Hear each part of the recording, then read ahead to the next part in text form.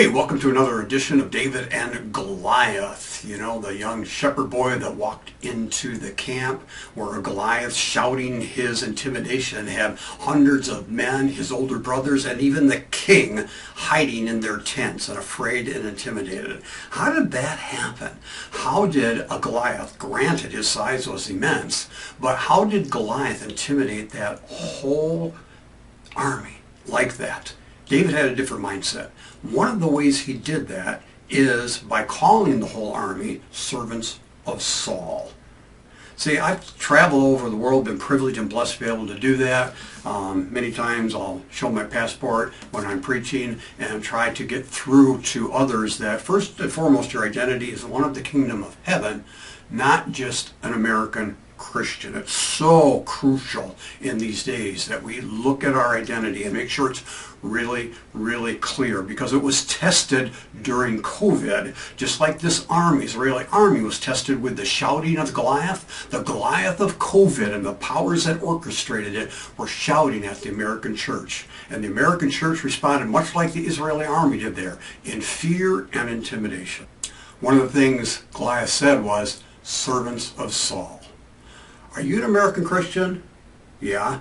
Is that your primary identity? There is the problem.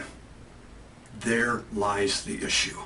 When the Goliath of COVID and the powers that orchestrated shouted, you're going to do this, you're going to do that, you're going to get vaccinated, you're going to shut down your churches, you're non-essential and all that, like the Israeli army, most of us, the vast majority, just, yes, yes, Goliath.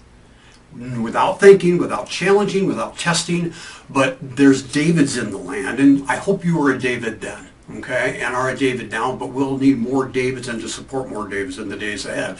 David walked into that camp with a different mindset, and he shouted back at Goliath, no, I represent the kingdom of heaven. That's my first priority.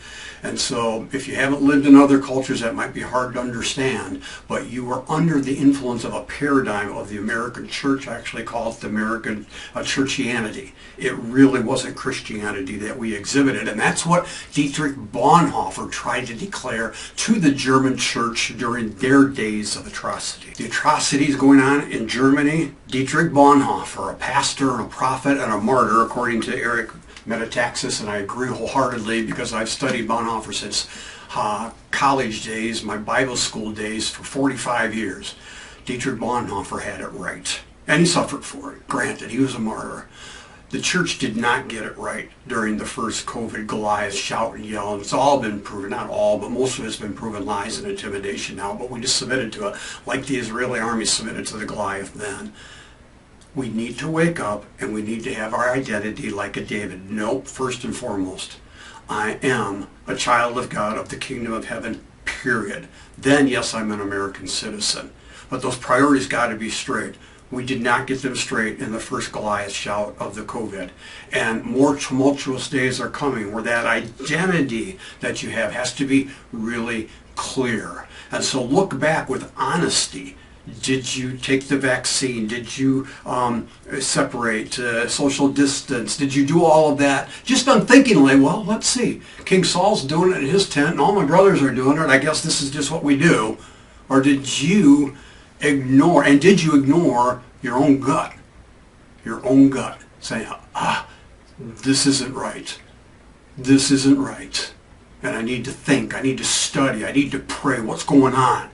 If you ignored that, don't this next time, because another Goliath shout is coming. And that Goliath will say, American church, do this now. And we were so willingly complacent and complicit. If your pastor, if your church leaders are not standing against the atrocities of this age, the atrocities of abortion, the atrocities of the border crisis, the atrocities of injustice of January 6th. If your church leaders are not standing against that, they're no better than the complicit church of Germany and their silence during their atrocities. It is the issue of the day. It is the litmus test of history. And there was a man that passed with flying colors in Germany named Dietrich Bonhoeffer. Study him. Read Eric Metaxas' book. Let's be a David like Dietrich Bonhoeffer. Let's be a David in this day and age. and stand up against the Goliath with a clear identity. No, I'm not just an American. That's what Goliath did. Oh, you're just a servant of Saul. No, I'm not just an American. I'm first and foremost a representative of the kingdom of heaven and all the privileges and powers that come with that. That's what I'll stand in. And yes, I love America, and I'll do what I can for America, but I won't be complicit and ignorant and compromised anymore. I want to be a Dietrich Bonhoeffer for my generation. That doesn't make sense to you? Read Eric's book, please. And the other one that he wrote after that, A Letter to the American Church. It's so important right now. We need to prepare now for the next Goliath shouting coming at us real soon.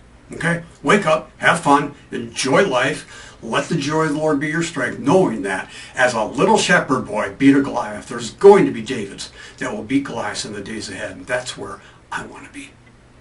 Thanks for listening.